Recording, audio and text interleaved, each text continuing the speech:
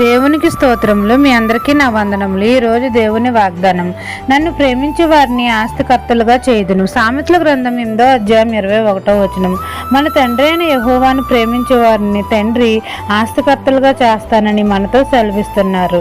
ఎవరైతే దేవుణ్ణి ఆత్మతోనూ సత్యంతోనూ ఆరాధిస్తారో, ప్రేమిస్తారో వారిని దేవుడు కాపాడతాడు, వారిని ఆస్తికర్తలుగా చేస్తాడు. నిత్యము ఆయన కృపను వారిపై ఉంచుతాడు. తొట్టిల్లకుండా వారిని కాపాడుటకు ఆయన శక్తిమంతుడు. ఎవరి మనసు దేవుని మీద ఆనుకొనునో పూర్ణ శాంతి గలవానిగా వారిని చేస్తాడు. వారి ఆర్థిక సమస్యలన్నిటి నుండి విడిపిస్తాడు.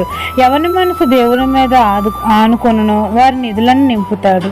మన ప్రభువు మనకు నమ్మదగిన వాడు గనుక ఆయనను ప్రేమించే వారిని ఆస్తికర్తలుగా చేస్తాడు.